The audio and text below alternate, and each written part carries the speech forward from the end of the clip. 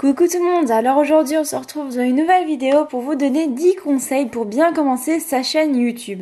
Donc voilà, c'est une vidéo qui m'a été beaucoup demandée, on me demandait comment bien commencer, ce qu'il faut faire pour monter en abonnés, pour se faire un peu connaître.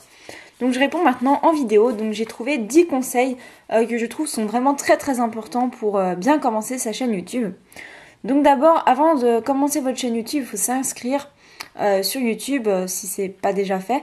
Donc je vous conseille vraiment de prendre un nom, un pseudo qui soit assez attirant, donc pas avec des chiffres. Enfin, je trouve, évidemment, on peut pas reprendre les pseudos des autres, donc c'est vrai qu'il faut avoir de l'imagination. Mais je vous conseille vraiment de prendre du temps à trouver un nom, parce que je trouve que le nom fait beaucoup en fait. Si vous avez un chouette pseudo, ça donne plus envie d'aller voir votre chaîne que si vous appelez, je sais pas, 058 Fimo quoi. Donc voilà, je trouve ça bien d'essayer de trouver un bon pseudo, assez original. Ensuite, l'avatar, donc c'est la petite image que vous avez sur YouTube quand on va voir votre chaîne. Donc là pareil, je vous conseille d'avoir une image qui représente ce que vous faites, donc si c'est de la beauté ou de la Fimo, ou quoi que ce soit. Donc là je parle plus des conseils pour la Fimo, mais ça va aussi pour les autres.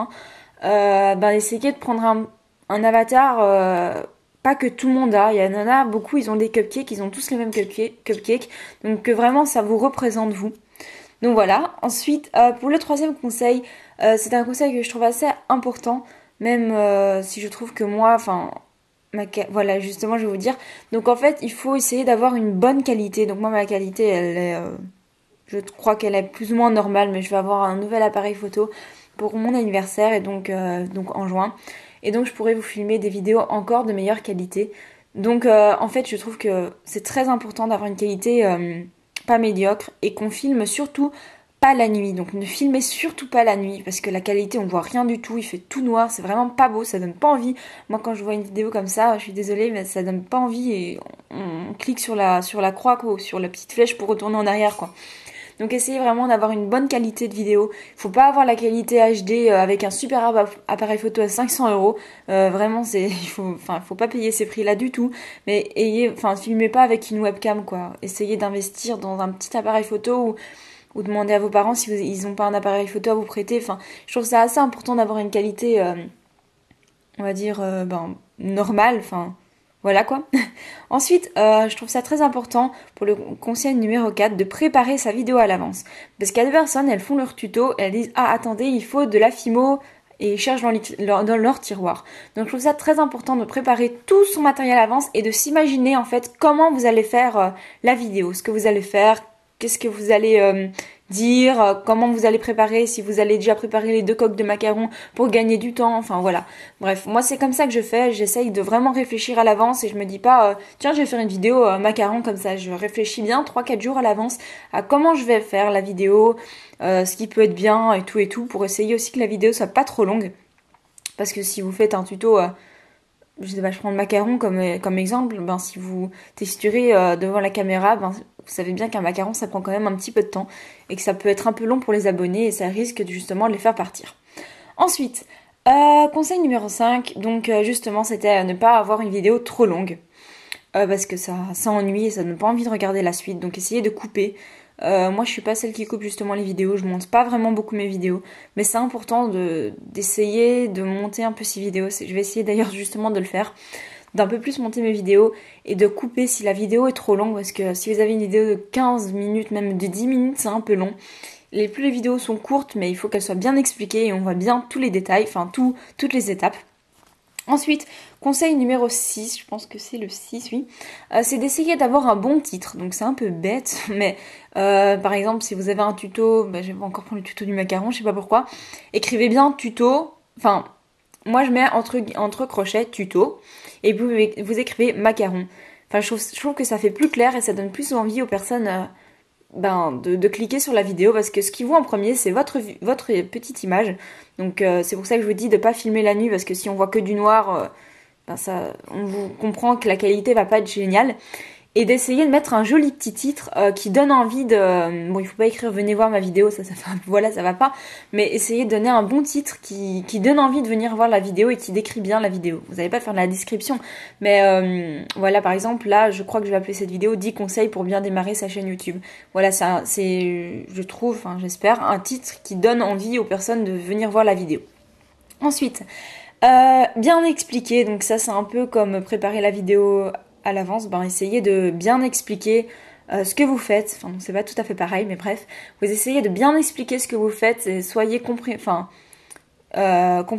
et voilà, vous essayez de bien expliquer quoi, c'est tout. Voilà.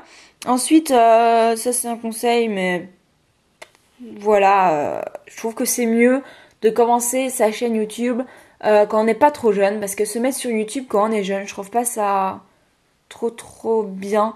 Enfin, faites pas des vidéos à 9-10 ans, parce que voilà, enfin, vous pouvez, hein, vous avez le droit, je vais pas vous interdire, je suis pas, voilà, c'est pas moi qui décide, mais je trouve que quand on est plus grand, enfin, ça peut mieux marcher. Enfin, vous arrivez plus à, déjà pour les critiques, parce qu'il y en a certaines qui reçoivent des critiques, et donc voilà, je trouve ça mieux de commencer plus tard.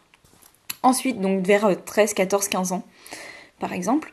Ensuite, ça c'est très important, c'est même le conseil, enfin vraiment que je dis à tout le monde qui, en fait, essayez de faire des vidéos originales. Donc, pas des vidéos, voilà, par exemple le tuto macaron, décidément, on parle beaucoup de macaron, mais tuto macaron, si vous écrivez, ben, vous pouvez faire le test, vous écrivez tuto macaron sur YouTube, vous allez en avoir... je sais pas combien, hein, 30, 40, 50, je sais, même peut-être plus, oui sûrement plus même, alors que, enfin, essayez de trouver des vidéos originales, de créations que vous avez inventées vous-même, si vous voulez faire les tutos, parce qu'il y a certaines filles, certaines personnes qui veulent pas montrer dévoiler comment elles ont créé leur création, j'espère que vous avez compris, mais essayez de faire vraiment des tutos originales, cherchez vraiment loin, pour que ça donne justement envie que vous ayez une chaîne originale et pas avec des vidéos comme tout le monde. Et ensuite, dernier conseil, c'est de pas trop parler de blabla. Voilà, enfin de pas... Je sais que moi je parle un peu de blabla parfois, mais il y a des personnes, elles commencent à raconter leur vie pendant 10 minutes, avant leur vidéo, enfin 10 minutes j'exagère, hein, mais si leur vidéo dure 10 minutes, là 3 minutes ils vont commencer à discuter, j'ai pas fait de vidéo parce que gna. Et donc voilà, enfin par exemple, donc c'est vrai que moi aussi parfois je fais une petite introduction de 30 secondes ou peut-être un petit peu plus, mais je pense pas, je pense pas très long, parce que la personne qui regarde ces vidéos, si c'est la première vidéo qu'elle voit sur votre chaîne, elle se dit bon c'est bon, celle-là, elle commence à discuter, alors que moi je veux voir le tuto quoi. Donc voilà, vous pouvez discuter, mais alors c'est mieux peut-être à la fin de la vidéo, parce que ça va... Enfin moi, quand il y a quelqu'un qui commence à discuter, ouais, même, blablabla, ça donne pas envie, enfin alors il faut avancer, et bon voilà, faut avancer la vidéo, et je trouve que ça donne pas envie de regarder la suite de la vidéo. Donc voilà, moi ça c'est mes conseils. Vous avez tous des conseils différents, mais moi je trouve que c'est les conseils que, enfin c'est ce que j'essaye de respecter.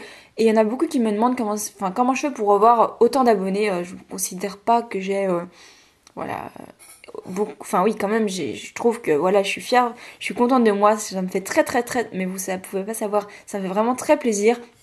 Mais donc je pense que tout le monde peut arriver comme moi. Si vous respectez tous ces conseils, je pense que voilà, que ça peut marcher chez tout le monde, il n'y a pas de raison.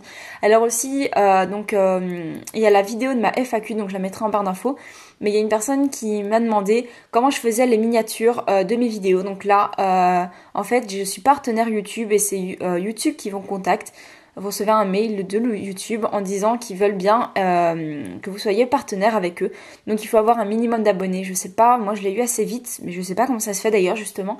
Mais donc voilà, vous pouvez rien faire, vous devez juste attendre et justement respecter tous les autres conseils pour que ça arrive.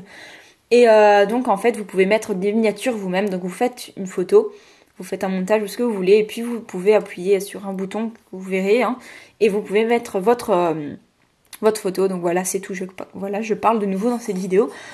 Mais donc voilà, on m'a posé la question. Donc voilà, c'est vrai que la miniature vidéo fait beaucoup. Franchement, on voit vraiment de quoi parle cette vidéo. Donc je trouve ça vraiment bien. Mais en même temps, si vous n'êtes pas partenaire YouTube, ça risque d'être un peu compliqué. Donc voilà, j'espère que cette vidéo vous aura plu, qu'elle aura pu beaucoup vous aider. Donc voilà, ça ce sont mes conseils. Tout le monde a ses conseils. Moi, c'est ce que je fais et ce que je trouve qui pourrait vous aider si vous commencez une chaîne ou même si vous avez déjà commencé.